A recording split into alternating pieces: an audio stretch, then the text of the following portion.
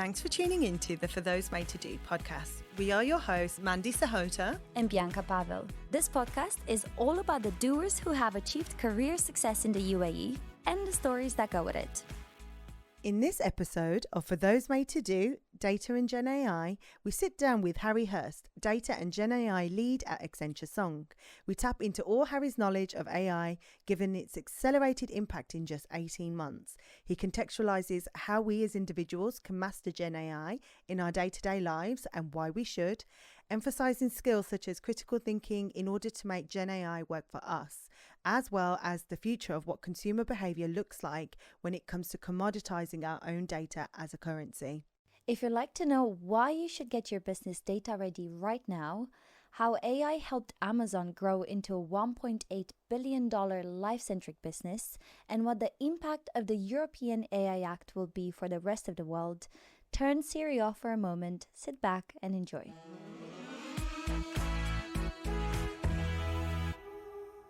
Hello everyone, and welcome back to a new episode of For Those Made to Do. Have you ever wondered how the UAE is transforming itself into a global innovation hub?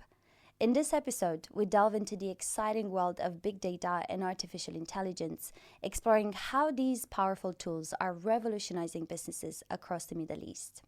Our focus? The United Arab Emirates, a region at the forefront of technological adoption. As the world witnesses an unprecedented surge in data generation, harnessing its potential has become paramount for businesses seeking to thrive in an increasingly digitalized era. From smarter consumer experiences to data-driven decision-making, this episode will shed light on the immense potential AI holds for businesses. We'll be talking to a true industry expert, Harry Hurst, Data and Generative AI lead at Accenture Song Middle East, to uncover the hows and whys of leveraging AI for business success. So buckle up and get ready to explore the cutting edge of businesses in the Middle East. Harry, welcome to our podcast, and I hope you enjoyed my fully AI-generated intro.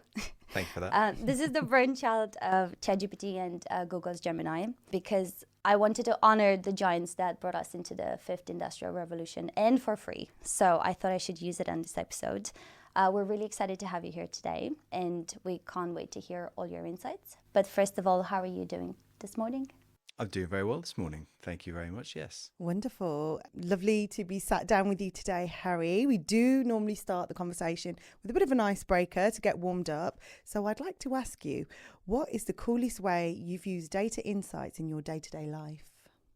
I love it. What a great question.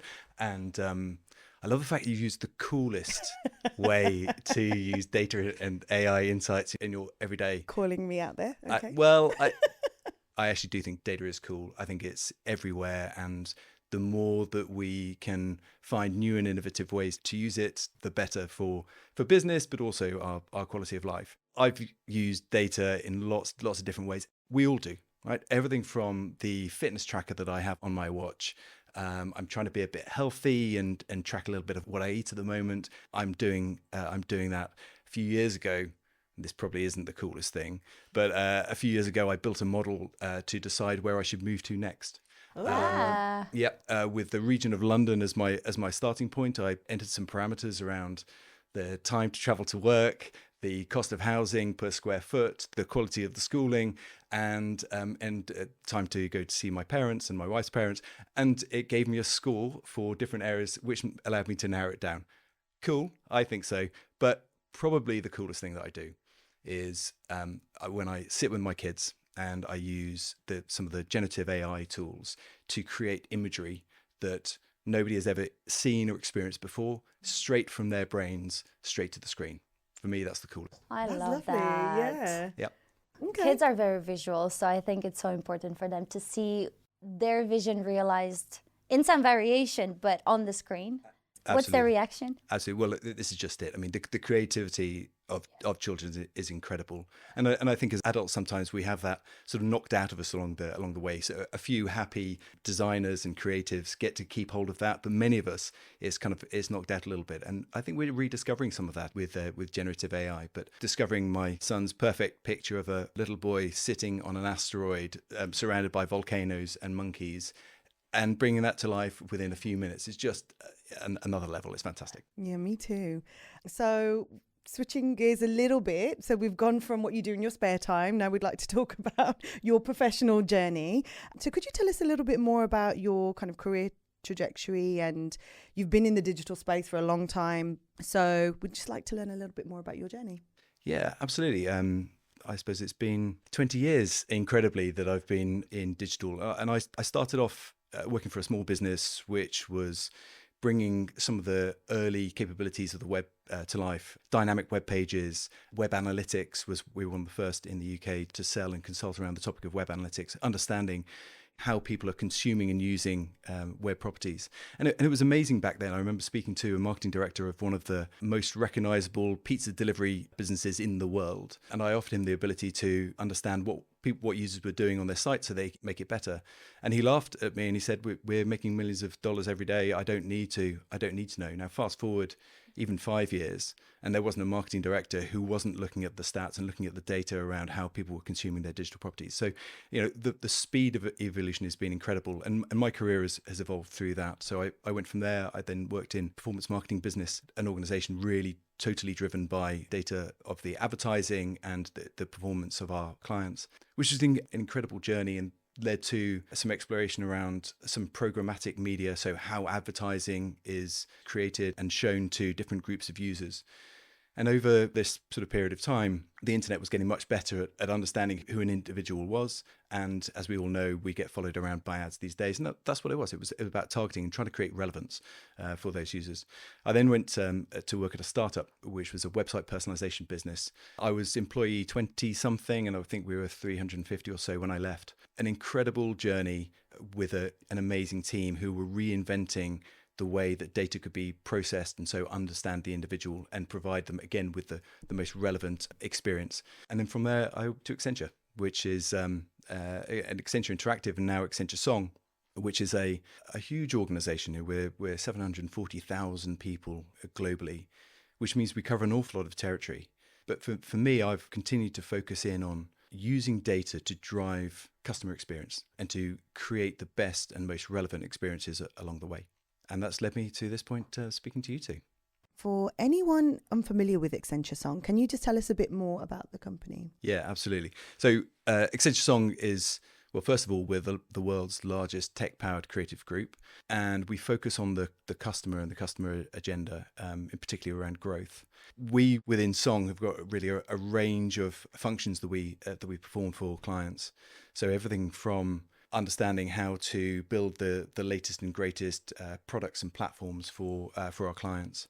We focus on marketing, and we have some incredible creative brains within our organization. In fact, our CEO is a gentleman called David Droga, who's one of the most highly regarded creatives globally, and set up and ran an agency called Droga 5, which was acquired by Accenture a few years ago, and he's now our CEO. And so really drives that sort of mindset of creativity right through everything that we do. We help our clients with their commerce aspects around commerce, so devising, developing, building e-commerce and programs and sales. And also, because this is a focus on the customer, there's a service element as well. So we've really got the full life cycle of a consumer in mind, from engaging them right at the start all the way through to their in-life journey with a brand. And there are so many different aspects to that, from the wonderful, wonderful creativity and the advertising campaigns that we drive. Here in the region in Saudi, we've just released one for Qiddiya, which is a new development in just outside Riyadh. We did the promos for Battle of the Baddest, which was one of the big boxing matches over there with Tyson Fury. And so, from that to building commerce websites, right? A huge, huge range. But I'm really pleased to say, and my role in this is underpinning that with data. And that's either understanding the consumer or you're using consumer data to drive a personalized or greater experience for them. I really love that. And just on that topic of data, I'd like to ask you a really big question that I've seen around quite a lot, which is around the importance of data out there. In your opinion, is data the world's most valuable currency right now? I think that's a super interesting question. today, I would look at data in two ways, as an asset and as a currency. The difference, the distinction that I'd make between the two is an asset is something that has got sort of intrinsic value and strategic importance. And really that's where data is today, to a greater or lesser extent between organizations.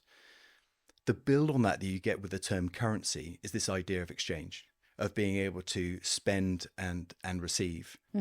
And in my opinion, my personal opinion, I don't think we're all the way there yet. And I don't think we'll be there until we as consumers, just speaking from a consumer perspective, until we as consumers have got the ability to monetize and control our own data. Now, there's lots of laws and legislation out there at the moment around data protection and what you can and can't do. If you want to go and ask for your data to be deleted by businesses, you can absolutely go and do that. Yeah. To a greater and lesser extent worldwide, GDPR is the big protection in Europe and really is the kind of the gold standard for this.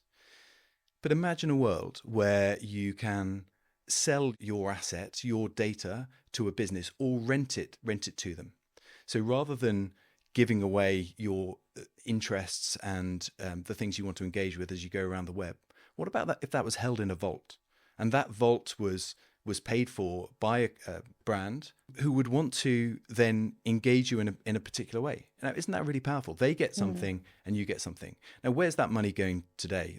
That money today is going to the large platforms, right? This is Google's business model. This is Meta's business model, 100%. But I think there's still more change to come in that.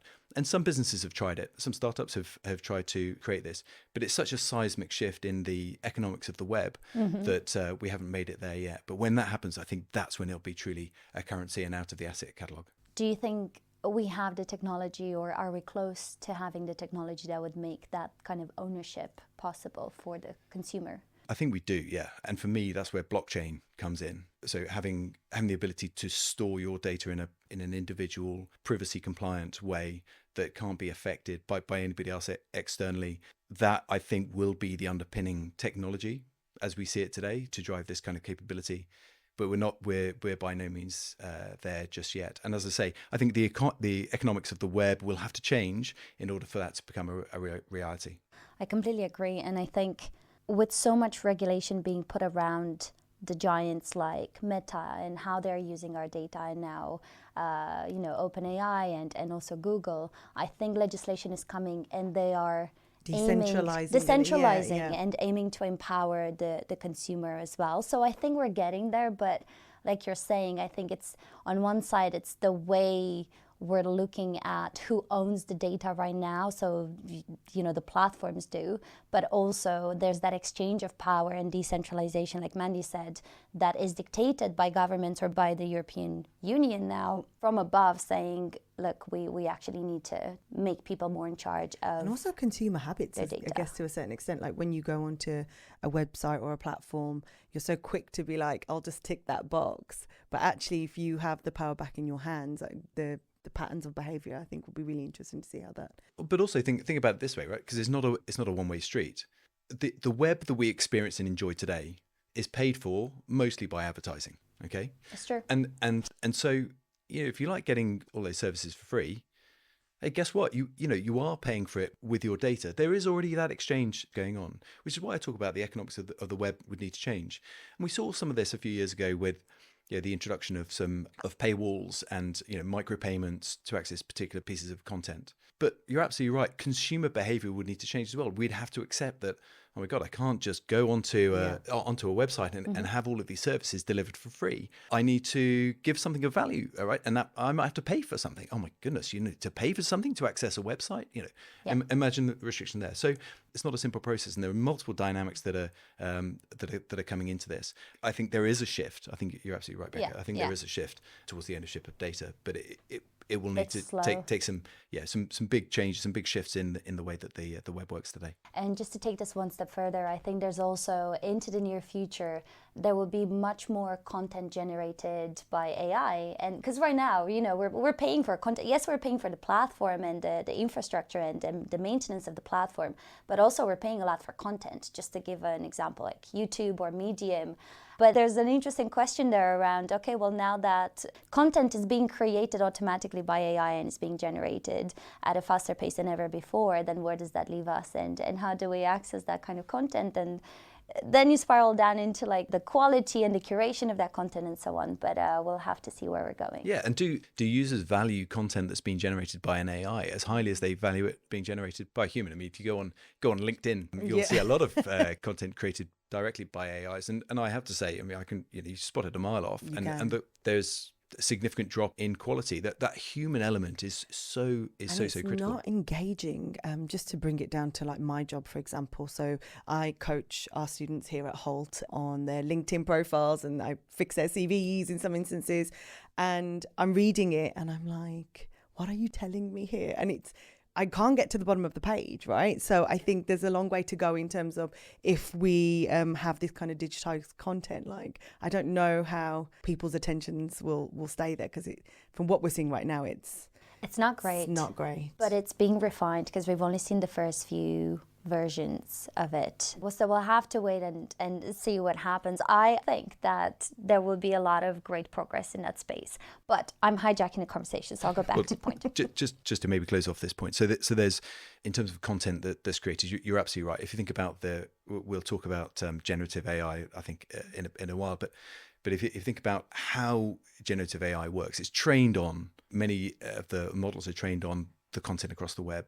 Now, what happens when half of that content is already generated by AI? Yeah. I think there's a consensus forming really that content which is generated by AI should have a watermark that says that it has been generated by AI. Sure. And can track whether that's imagery or copy, so that we can distinguish, and so that people understand who and what has written the thing that they're reading. Yeah, absolutely. 100%. And then there's the final concept there around AI hallucination, which just the term in itself is quite big, which refers to the time when AI produces information that is incorrect.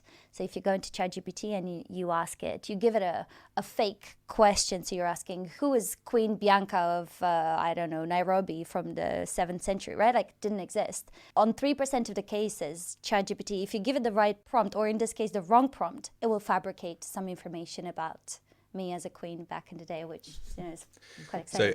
But there is that question of like how accurate when it's not just about spotting it, but it's also about how accurate is information produced by AI. Yeah, and obviously the big models are working very hard to reduce the hallucinations, as you say, that are appearing today. And if you think about the scale that we're talking about, and maybe we're getting slightly into the weeds on large language models, but you'll hear when you read about the large language models, the size of the model and how important that is. And, the fact that GPT 3.5 was sort of tens of billions of parameters, and GPT 4, I think, are around 1.7 trillion per parameters, right? And what does that mean? Right? So for anybody who needs a bit of a representation in their mind about these parameters, what the model is trying to do is to predict something. Mm-hmm. Okay. And so if we think about a really simple model where you have, you're trying to predict a house price, and you have the one axis, you have the square footage, and on the other axis, you have the price. Okay. And you plot all of the houses in your local area, the size of the house versus the cost, and you'll end up with a sort of a rough line. And then you draw a line of best fit. And I'm sure everyone kind of remembers line of best fits from school. Right, that's a model, a predictive model, because there's your line of best fit, as a predictive model using 2 parameters. Okay, that's a 2-parameter model. We're talking about 1.7 trillion parameters, which is why these models have the incredible ability to predict what comes next. And really that's how they work, right? They both from a text perspective, they're just guessing what's the highest probability of what word will come next in this sequence. And the same goes with the image models. So, that concept is absolutely incredible. And these models are getting bigger and bigger and bigger every time we see a release. And the technology is also improving. And the underlying hardware, if you watch any of the broadcasts from NVIDIA and the work that they're doing, the incredible research work of the new chips that they're producing to try to manage all of this huge amount of data. Yeah, it's amazing. Absolutely amazing. Speaking of processing data, let's go back to the basics a little bit and think of data literacy and data fluency, which in the context of AI, might seem like baby steps, but I think it's important to articulate how essential these skills have become in such a short time span for all of us. So I wanted to ask you, do you think that data fluency is becoming the new must-have skill for all workers here in the Middle East, if we just zoom in, regardless of the function they have, whether it's operations, sales, marketing, whatever they do they need to have the data fluency skills? Actually, this is a really evolving space. So first of all, let's just look at data, right? What do we actually mean? Is it bits and bytes? It's structured data. Can you put it into a table and understand it? You know, if I look at my last 10 runs that I've done, the distance and the time that it took, nice structured data like that. But data is all around us and appears in multiple formats. So think about the large language models that are being built. The data there is unstructured. It's in written format. It could be recorded voice.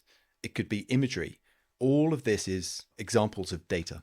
And so when you talk about data fluency, from my perspective, I think it's important that individuals have an appreciation of different types of data, what it can and can't do, what the different uses and the different uses for it. But actually, the emergence of generative AI, and we've really dived into generative AI very, very early on, but it is such a game changer. It's empowering us to do things that we've never been able to do before. If you want to ask a large language model to create a particular calculation, then you can ask it to create a calculation. You can ask it in natural language to do that. And so, 5 years ago, 10 years ago, you might need to become proficient at Excel. And, tell me, how is your VLOOKUP? Putting me on the spot. Not great, I have to say. Right. But that's what we had to do. I remember sort of 15 years ago plus, I went on an Excel course and I learned how to do it. And then I ended up building these sort of big models in Excel. Yeah. But now I can ask the machine to do that for me. So I think this idea of data fluency is really kind of an evolving space. Understand the core, understand the principles that sit behind it. And you've now got an assistant. And that assistant can help you with the calculations and so on. But you do need to understand, is it giving you what you want? And importantly, and I think this is always true with AI, you need to be able to ask the right questions. Okay. And so that's why I say, understand the basics, understand what the questions are, and then you can get a machine to do much of the rest of it. So in terms of skills that we need to be able to use it is critical thinking, the thing that's at the top. And then just to circle back to something you said, you can leverage the tools to help you with Excel. In order to look at the results critically, you still need to know how to use it. Exactly that. Yeah, okay. And if we go one step further and we think about how much of our day-to-day jobs are being augmented by AI, what are you thinking there, Harry, around people needing to kind of jump on the AI wagon and start familiarizing themselves with the technology and using it?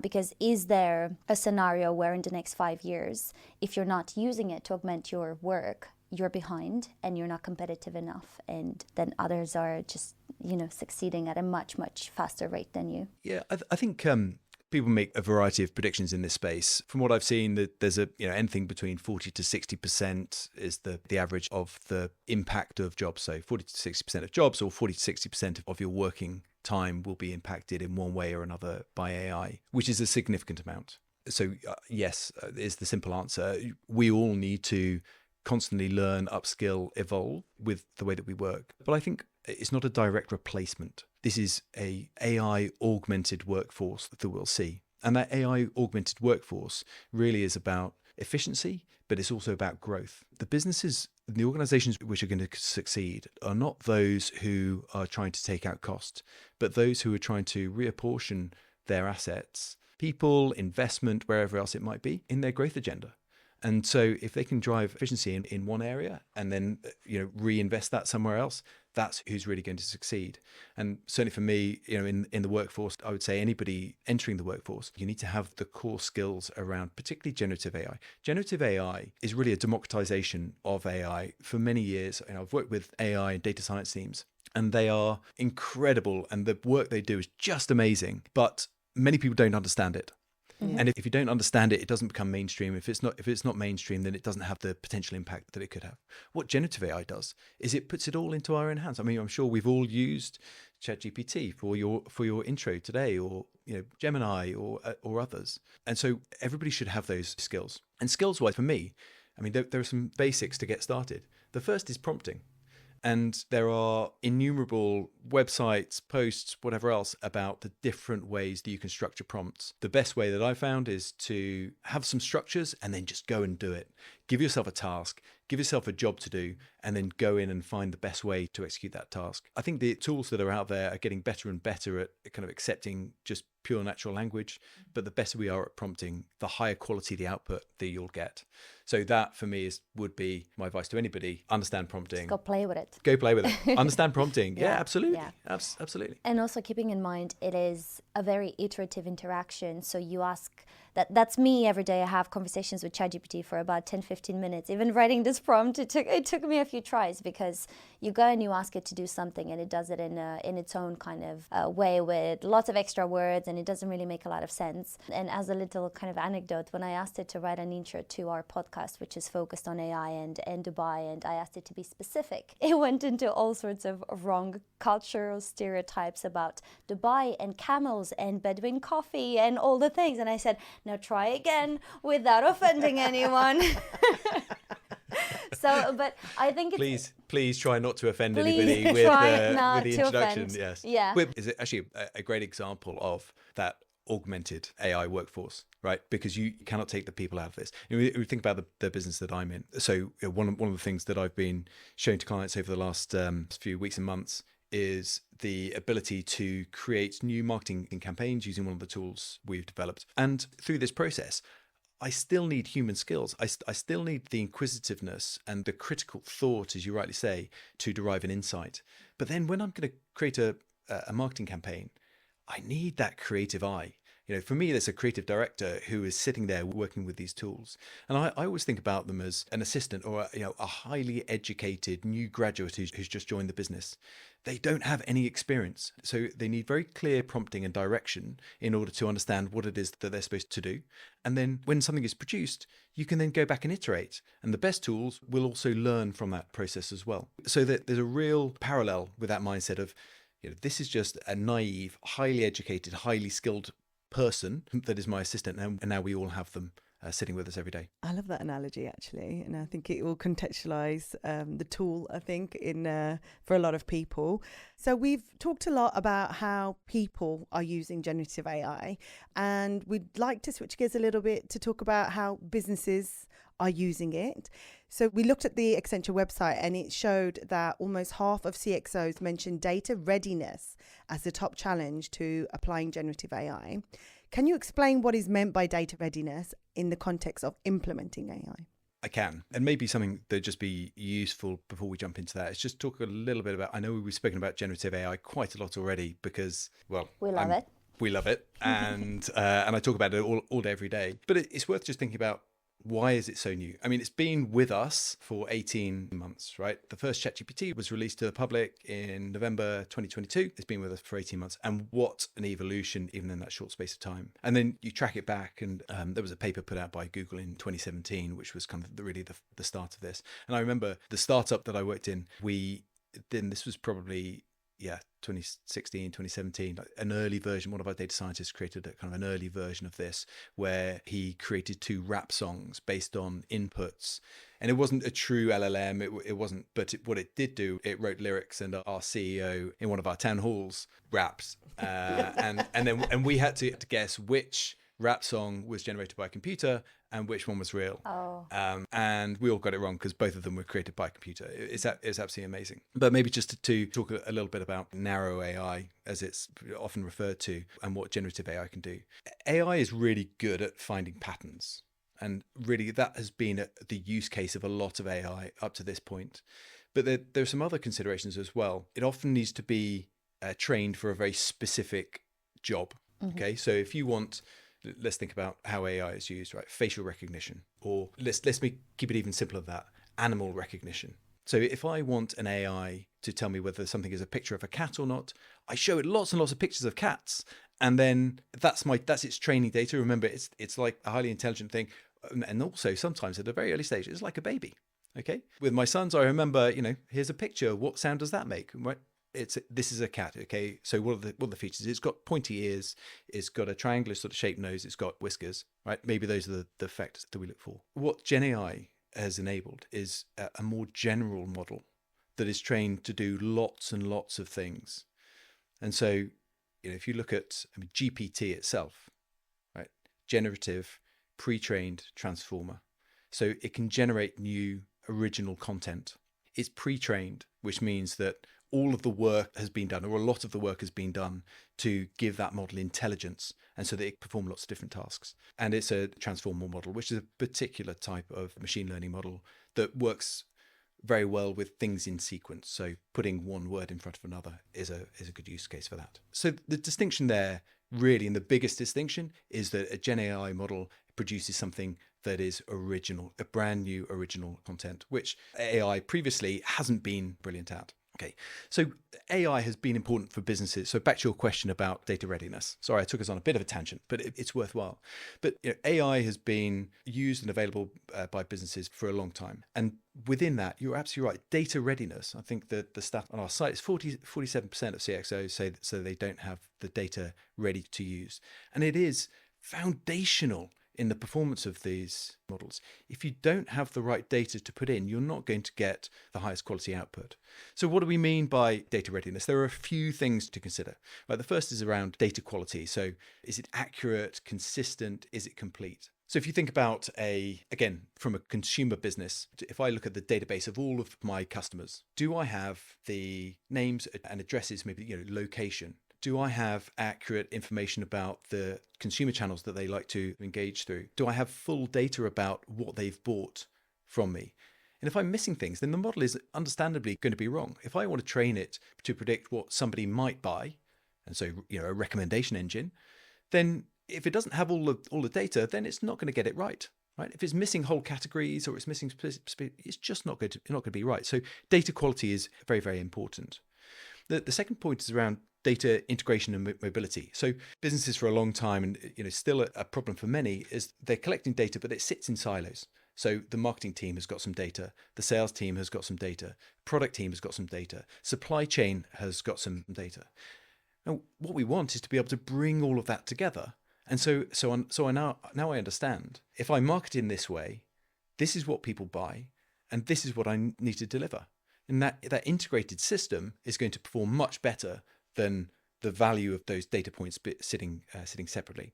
Thirdly, we look at data governance. Hugely important. We've already spoken about privacy today, but having a system and a structure of how you are looking after the data within your business is absolutely critical, and particularly if it involves personal data.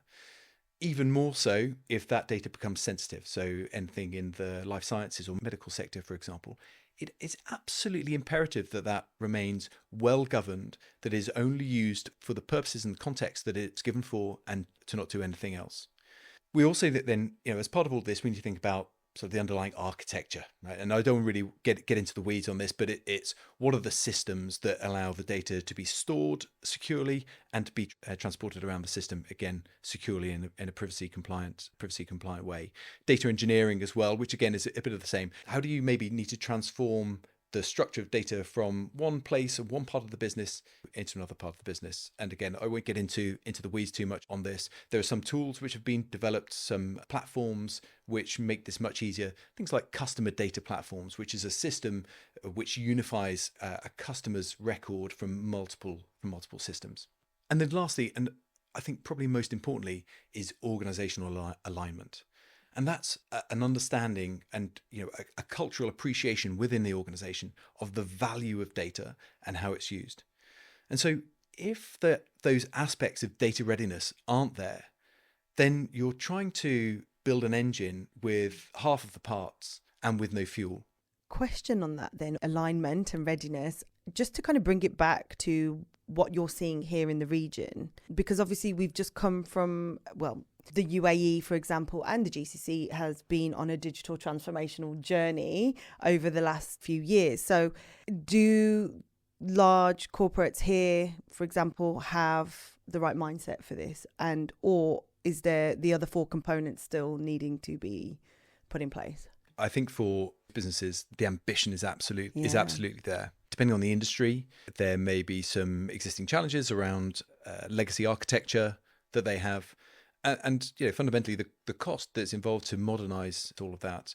Certainly, moved over here from the UK just over a year ago. And I remember speaking to a technology director at one of the major banks there who was talking about the underlying platform that they have. Now, this is a multinational bank, but their technology is 30 years old and held together with patches because it's fundamentally, it is the foundation of everything that they do, but it's so expensive to modernize that, and full of risk to modernize that all in one go.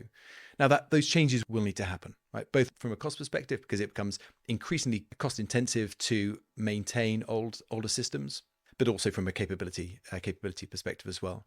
And I think depending on the industry here, retail has been pretty good, staying up to date. They usually have pretty good systems, but some of the other industries, particularly sort of around industrial and so on, may not be in that same place.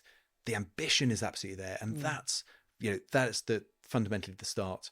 And I think the understanding and appreciation of data has made its way firmly onto the board table, and now is the time that the changes that we're seeing, the changes starting to be made. Amazing. And Harry, could we talk a bit about the application of AI in business, which is what you've just started mentioning, but if we can dive a bit deeper, just to understand what the reward is for those businesses that are hitting the data readiness points that you just mentioned. They get themselves ready and they're ready to hit the ground running. How do they win? What's the reward? Why should they do it? So many ways. Here's an example here, actually, of a business who is amazing with data, right? If you think about Amazon. Amazon are often held up as the shining light in many things. The experience that they've created, their diversification of business. I mean, who would thought that an online bookstore would be one of the world's biggest cloud computing providers and media businesses and everything else? Now, Amazon are incredible that they've always been very good with their data. They use data in a number of different ways, everything from the product recommendations that you see, collaborative filtering mechanism, as it's called. People like you also bought this, or people bought this, also looked at this. They're very good at that on the experience side. But we spoke earlier on about the currency versus asset. Their data asset is absolutely huge. They know an awful lot about me. I was in my own previous orders section of my Amazon account, and it amazed me how much stuff I've bought since 2017. Right.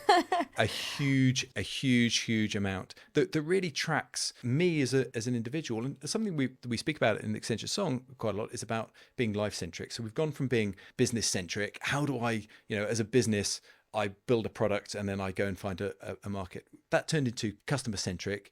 I want to understand the customer. We talk about being life centric, and by life centric, I mean we are multiple things all at one time. I'm this person at work. I'm also a father, and I have I have my friends that I want to go on holiday with. Outside of that, I like my sport. I like musical theatre.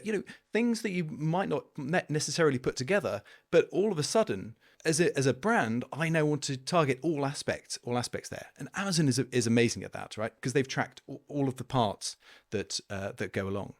And so one of the things that they've done very successfully is to build a retail media business. What this is they're utilizing, they're selling or leasing the data that they have on their consumers and their consumer trends.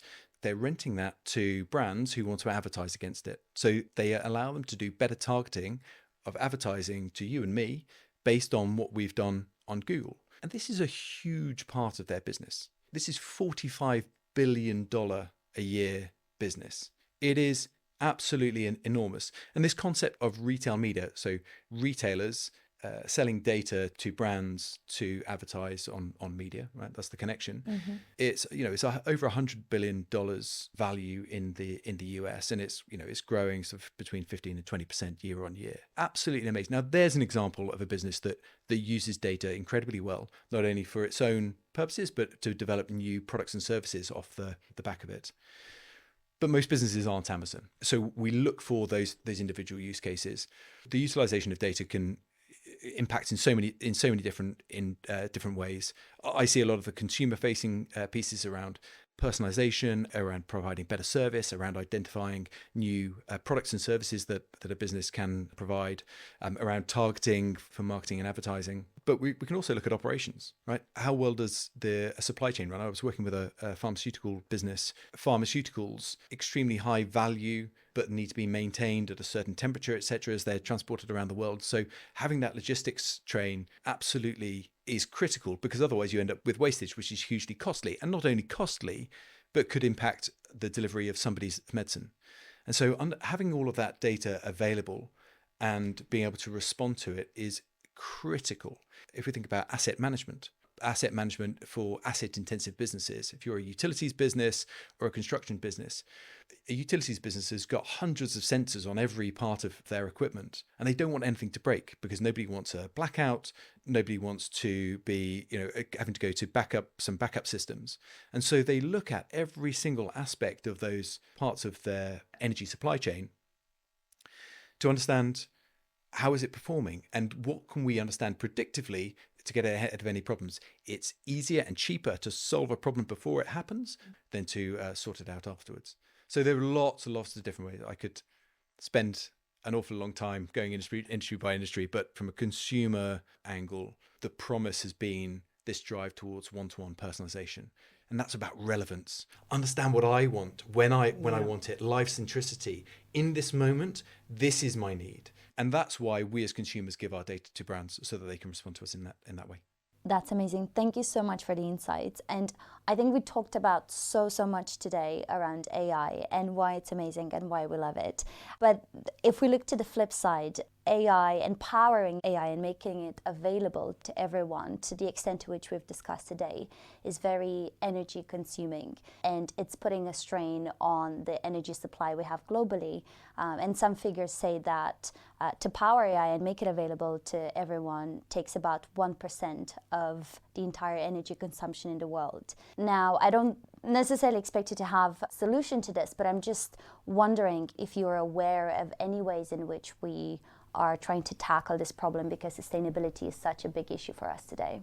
Yeah, I think this is a really important topic, and one that every business should be aware of. Everybody should have a view of sustainability and the value that they can bring as an organization to reduce emissions, etc. You're right, this technology consumes a lot of power. I saw an estimate that running ChatGPT for a day is the same as running 400 to 800 households in the US. Wow. Right? A huge amount. So certainly something that needs to be taken into consideration. I've seen a few things on this. I think a really developing area. I think the underlying hardware is getting better. Everybody is trying to reduce the amount of power that it takes. Economically, from a cost perspective, we want to make this more readily available at a more cost-effective rate. But there are some great stories where data centers, there's one, I think is in the UK, that's being used to heat a local leisure center. And so, the cooling water that flows through it now goes back into the swimming pool. And if we think about that, think about all the waste that happens. We've got cooling towers and everything else. But then we also have heaters in our homes. How do we find a way to combine those two? And then the other thing that I think is really interesting is how businesses are putting data centers closer to the source of power, because you lose power the further the electricity travels. Mm-hmm. And so they're trying to get those marginal benefits by putting it closer to the source itself. So I think people are thinking about this. I think that there are some small moves in the right direction, but definitely an area that we all want to see a huge improvement for the true democratization of the AI technology. Fantastic. I think it's a good way to finish the conversation on a step towards a positive direction. Thank you, Harry, for contextualizing big data and AI for us today. I think you've given our listeners a lot to think about, and actually some areas of opportunity as well, I think. So we appreciate that. We are going to give you a bit of a taster of the question we want to ask you in our bonus episode, and also for our listeners to think about how they also would respond themselves. So, in May 2024, the EU has adopted the AI Act, which is the world's first set of legislation on how businesses can use AI. There is a clear concern about the balance between business opportunity and citizen risk.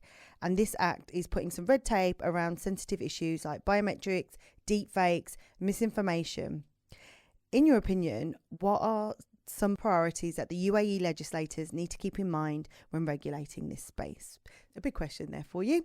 And for our listeners, please join our bonus episode and we will get into it. Thank you. Thank you so much, Harry. Thanks for your time today. Good. We're glad.